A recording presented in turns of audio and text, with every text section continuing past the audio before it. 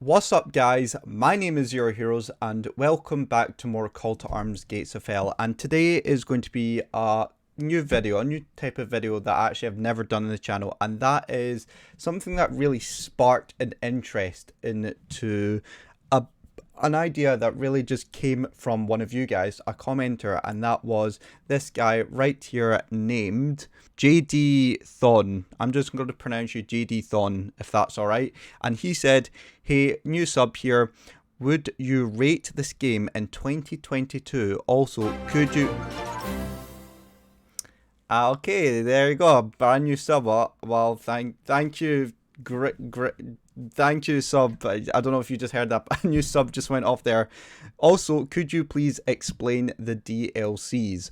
So I might explain the DLCs in another video, but this main video today is to rate this game / do a comparison to other games related to Gates of Hell. Now, this game has been out since the 11th of June 2021, so it is a relatively new game. You know, it's been out for a good couple months now, and I have to say, Barbed Wire Studios, or Digital Mindsoft, which I believe were the people who I think did as well Men of Warsaw Squad 2, but they discontinued the game and then put their full concentration and teamed up with Barbed Wire Studios to make Gates of Hell. Now, there is a new game coming out related to Gates of Hell called Men of War 2, which hasn't been released yet, but that is probably a game that I will probably be relating it to it most. So, Men of War 2, if you haven't heard, which will hopefully, I'm hoping will be released this year, but it's made by the same people who actually made Men of Warsaw Squad 2. So actually I got that wrong. So Barbed Wire Studios is completely different to Men of Warsaw Squad 2. That's my mistake. But 1C Entertainment is the same people who made Men of Warsaw Squad 2 and also the stupid game of Men of Warsaw Squad 2. I think there was like a DLC or Cold War edition to it, which people hated, but Men of Warsaw Squad 2 people loved. And this game is coming out in this year, actually 2022.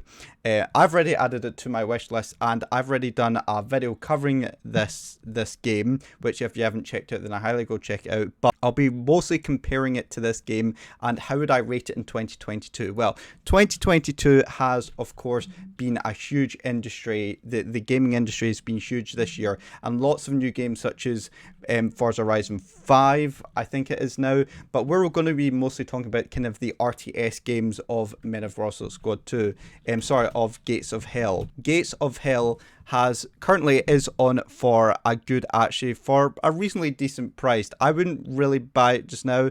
You can buy it for £35, and that's including Call to Arms. By the way, the same people who Call to Arms is the same people who made I think, if I'm getting this right, Call to Arms is also the same people.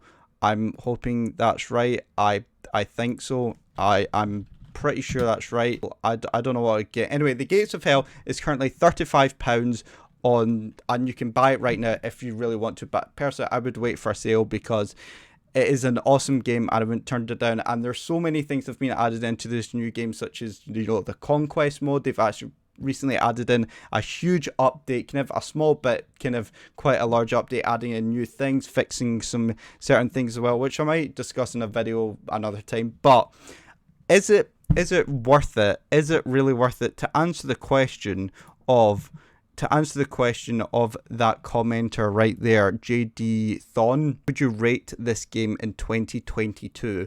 Rate it?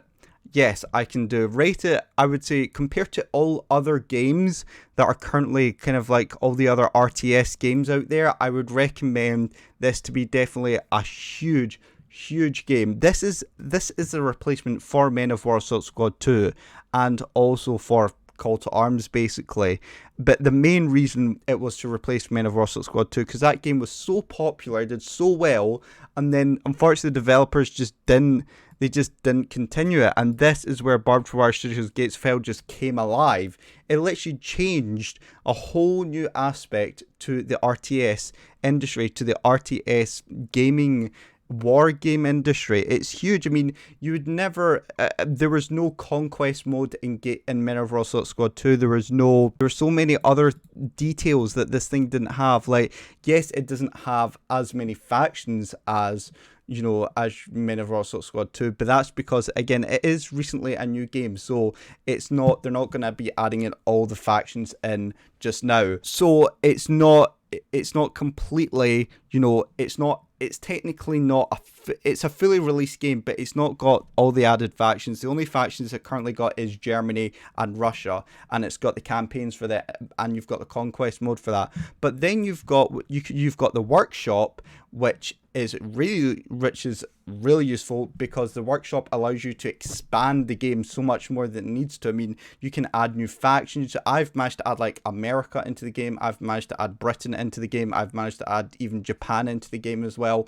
The workshop is huge for that kind of stuff. So if you really want to play this game, and I would rate it, if I had to rate it out of 10, I would give it a solid 8 out of 10. The reason I'm not giving it a good 10 out of 10 is because I believe that they could add more factions. I believe there's still quite a lot of problems with this game, even though it is very positive, and I completely agree. Like, the positives outweigh the negative, but what I'm saying is that I think there's going to need to be more factions added. I still feel like the AI route, the AI is still not 100% perfect. I believe that when there is multiplayer, I believe that the multiplayer, like the coding for that, is severely improved, which it has compared to Men of Raw Assault Squad 2, because every time when you'd load into Men of Raw Assault Squad 2, the game would crash, or somebody would crash, and then that would just crash the whole game, and it's improved a lot. But I still feel like the net coding and the multiplayer is still to be a lot improved upon, because I've seen a few crashes in multiplayers. And, well, if you saw my last video, I did do multiplayer. Everything was running smoothly, but I was just bad in that game. But what I'm saying is there's still a lot to be improved. And I still think for this to be a full good 10 out of 10, to rate it a real good 10 out of 10, there needs to be more to the game. And again, this game is kind of a brand new game, so not everything is going to be added, everything at once, which I completely understand, and it's going to take a long time for the game to kind of get into that full development stage, into that full access mode game, which, again, it is in full access, but still there's only 2 factions with 2 campaigns, and that's and a conquest mode, and I still feel like that's still quite limiting, when I feel like there could be a whole bunch of new factions. And Gates of Hell, or Barbed Wire Studios, has announced there are going to be a new faction to it, and I'm presuming it could be Britain, but don't quote me on that, because with the recent release, with the huge major update where they released the Lend-Lease program as part of the USSR doctrine, where they released British vehicles, that kind of gave me the idea of maybe they're possibly doing a British faction. But don't quote me. It could be America, it could be Japan, it could be China. Not China. It could be Poland. It could be a completely different country. It could be completely faction, which I don't know. So in this case, that's why I'm not giving it a full 10 out of 10, but I'm giving it a good solid. Actually, rate it up 9. A 9 out of 10. Just that little bit missing can seriously make all the difference. But would I recommend it just now in 2022? Hell yes, I would in a second. I would recommend anybody who has, I mean, look at that, over almost 4,000 reviews in total for this game. That is mind-bogglingly huge. I mean, it's amazing. You should read some of the comments on here. I mean, the mortars actually work in this game compared to Call to Arms. I mean, Call to Arms is very similar to this game, but it's just a modern version of this game. That's what it is. It's basically Russia and Ukraine going to war right now with each other, except from, let's not get into that situation. But you see what I'm saying for. It's a more modern version, but this is a more advanced version of Call to Arms. It's just the mortars work in this game. The UI is so much better in this game. There's so many. I could do like a whole comparison. I can make like a whole video on Call to Arms versus Gates of Hell, on why Gates of Hell is better. But that'll maybe be for another video if you want to see that. So, to answer the old league question of would I rate this game in 2022, I have, and I would recommend it in 2022. I am very intrigued to see though what Men of War 2 have in store though, because Men of War 2 said it's going to be released this year, and if One C Entertainment, the company who made Men of War Suicide Squad 2, can deliver the same amount of intensity and even more in Men of War Suicide Squad 2, then that game has a very high chance in competing against with Gates of Hell. And to be honest, those two games, if Men of War 2 release that same kind of positivity and production value as Men of War Suicide Squad 2 does, then Men of War has a very good chance of even outbeating Gates of Hell. But this is all just me in my personal opinion. This is not something that people have said. This is just a personal opinion that I think that could happen, or it could be like, or One C Entertainment could make it like the Men of War, the Cold War game, where that was absolutely dreadful, and it could go on absolute hell and just make it just look terrible.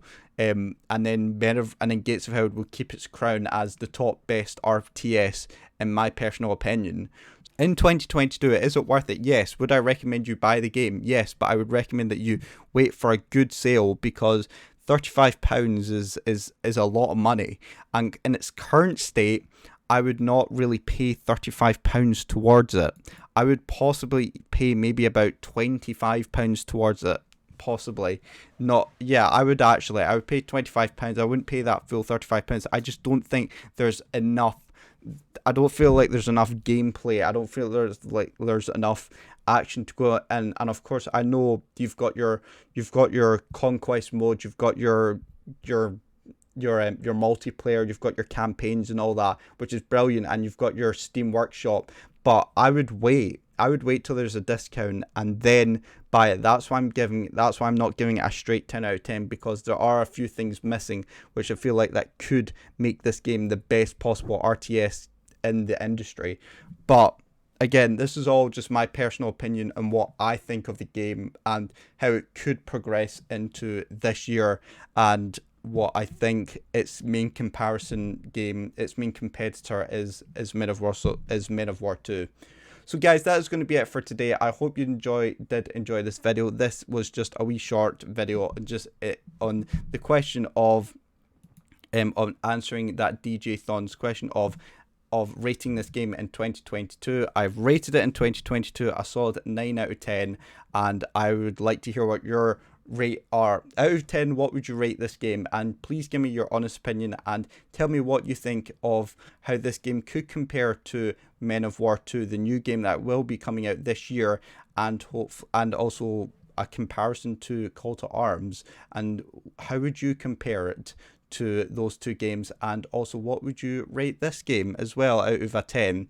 Again, mine is a 9 out of 10, or possibly drop it to an 8, just because I still think it's still missing those few things which I could still feel would make it an awesome game. But it is still an awesome game. I don't think it's a terrible game. I think it's a freaking awesome game, but just let you know.